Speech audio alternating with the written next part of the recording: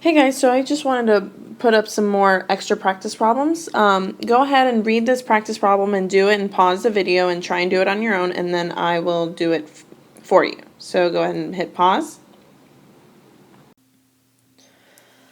According to a market research firm, 52% of all residential telephone numbers in Los Angeles are unlisted. A telephone sales firm uses random digit dialing equipment that dials residential numbers at random, whether or not they are listed in the telephone directory. The firm calls 500 numbers in LA. What is the probability that at least half of the numbers dialed are unlisted? And of course, we have to check our conditions first. So, remember that the conditions are 10 times n has to be less than or equal to big N, or our population. So 10 times the sample has to be less than our population. So let's go ahead and check that condition. 10 times 500 has to be less than the population in LA. And I think we can say that there are less than 5,000 people in LA. So we're going to check that off. And then we have n times p has to be greater than or equal to 10, and n times 1 minus p has to be greater than or equal to 10. So I have 500 times, and of course the p that we're going to use is for all residential phone numbers. So remember that p represents the population proportion, and the population proportion here has to be 52% because they said all residential telephone numbers in LA. So I'm going to use p as 0.52. And then if p is 0.52, 1 minus p is going to be 0.48. So I'm going to do 500 times 0.48 and check to see if that is greater than 10. And they both are. I have 260 over here and 240 over here. So they both check out for all of our conditions. Next.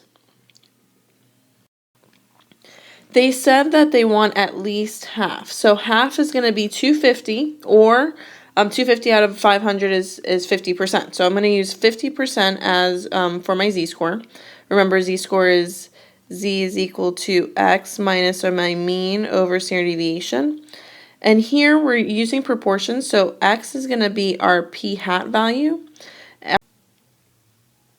and our mean is going to be our p value, or our population proportion value, over the standard deviation, which is that big ugly formula p. Let me move this up. Hold on one second. P times 1 minus p over n, and that's all square rooted. So let's go ahead and do this. Our p hat value is 50% because that's what we're looking for. We're trying to see 50 if at least half of the phone numbers are unlisted. They told us that in the population, 52% are unlisted. So our mean of p hat is p, and our standard deviation of p hat is what we have here. So I'm going to go ahead and do 0.5 minus 0.52 over that big ugly formula, 0.52 times 0.48, all over 500. Guys, go ahead and do this in the calculator and make sure that you're getting these numbers correctly, because this is one issue I do see you guys having on your quiz or on your test, is you don't plug in the numbers right, especially with the square root signs. So I got the numerator to be negative 0.02 over the standard deviation, which is 0.0223. And that gives me negative about 9. I get negative 0.895, but I'm going to round it. Remember, I need to round it to 2 decimal places, so I got negative 0.9.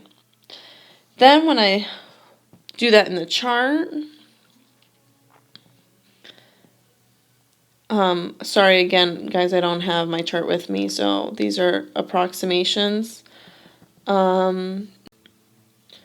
Negative 0.9 will be about right here.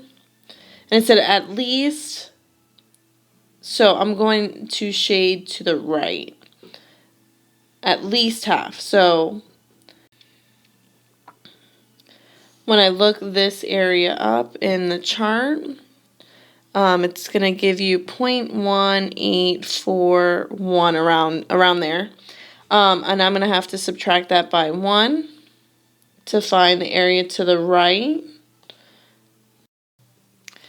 And my final answer is going to be 0.8159 or 81.59%. So 81.59% of LA numbers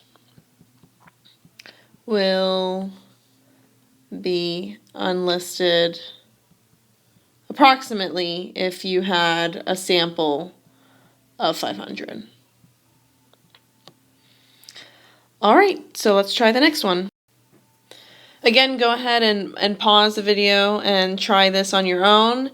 This is just like the problem I just did, so hopefully you can do this on your own. All right, so the Gallup poll once asked a random sample of 1,540 adults, do you happen to jog? Suppose that in fact 15% of all adults jog. That's not very many, but that's 15%. Anyway, find the probability that between 14% and 17% of your sample jog.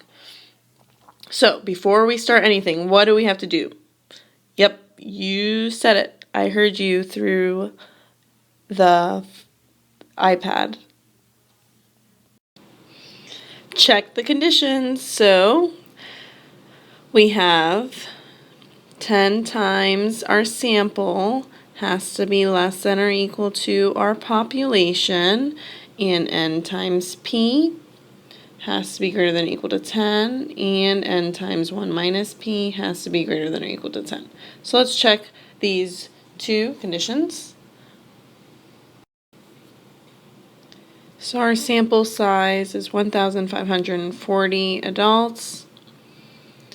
And I think we can assume that there's more than 15,400 adults in the U.S. If it says it's a Gallup poll, then they're talking about the whole U.S., so we can say that there's more than 15,000 adults in the U.S. So that's good, check.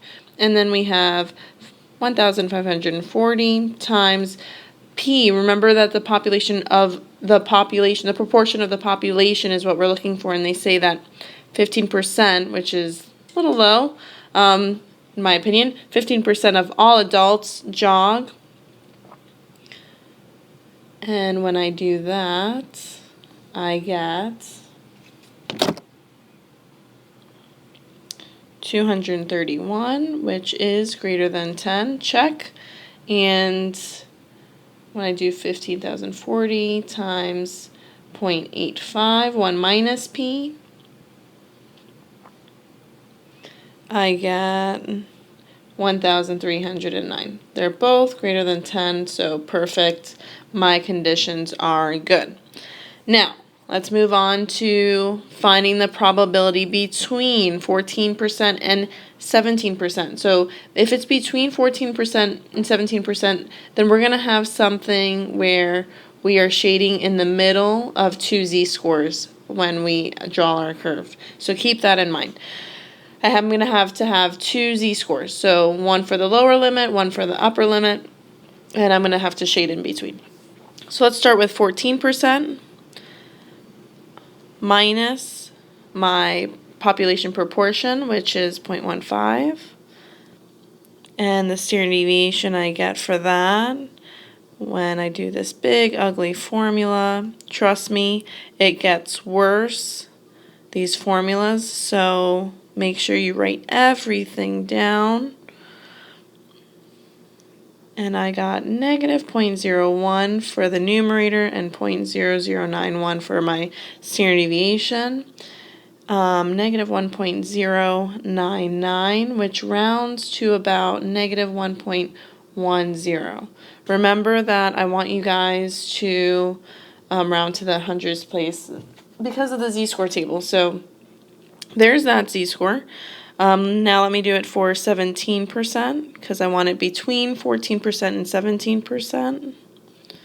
The standard deviation is going to stay the same, so I don't have to do that calculation twice. I get 0.02 for the numerator, and my z-score for this is 2.2. So when I draw my normal curve, I have, 1, 2. My z-score is between 1.1, so about right here, and a little bit more than 2, so around here, and I shade in between those two. And this area for 2.2 is 0.9861. Like I said, guys, sorry I don't have my z-score table with me, so these are estimations. And then negative 1.1 is the left shaded area, which is what I don't want, and that's 0.1357. I'm going to subtract these two values because I want just this shaded area. So if I don't want the green, I'm going to subtract 0.9861 minus what I have for the green. And I get 0.8504, so about 85%. Remember, I need you guys to write this in context, so let's go back up to the top. The probability that between 14 and 17% of your sample jog is going to be 85.04%. Let me circle that for you. Cool. All right, so I have two situations here. Explain why you can't use the methods from this section to find the following. A factory employs 3,000 unionized workers. 30% of them are Hispanic. The 15-member union executive committee contains 3 Hispanic individuals. What would be the probability of 3 or fewer Hispanic individuals of the committee, sorry, that's supposed to be an of, were chosen at random from all the workers? Now, what is our n value? I don't see it. Do you? No. One of the problems I see with this problem is I don't have an n value. I feel like this is more of a binomial problem. And even if I did have an n, the population seems so small, 3,000 adults or 3,000 workers with the population. I feel like this problem would not satisfy 10 times n. Has to be less than or equal to big N. And like I said, they didn't give us a sample. All right, so for the next situation, a university is concerned about the academic standing of its intercollegiate athletes. A committee chooses an SRS of 50 of the 316 athletes to interview and detail. Suppose that in fact 40% of these athletes have been told by their coaches to neglect their studies on at least one occasion. What is the probability that at least 15 in the sample are among this group? If I do 10 times n for this problem, 10 times my sample, which is 50, right? They said an SRS of 50. That has to be bigger than or less than my population. My population is 316 in this case. They said there's 316 athletes total. Look what happened. Oh no, 500 is not less than 316, so I can't do this problem. This is not going to work. Remember, you have to check the conditions before you do these probability problems, the proportion problems.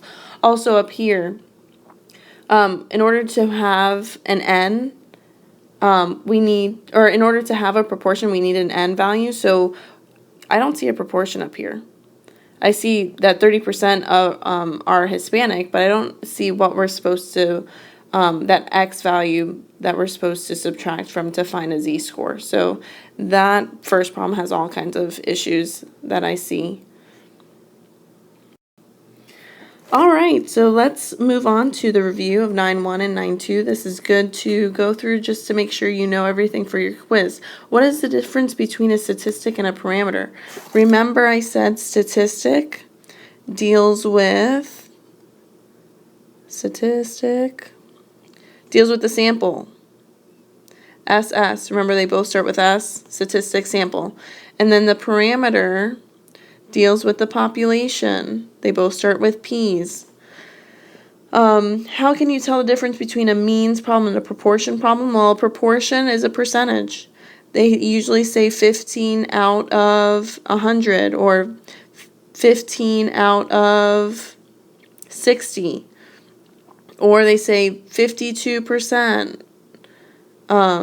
There's a fraction here. So proportion, whenever they have 50 of something or they have percentages, that's how you know it's a proportion problem.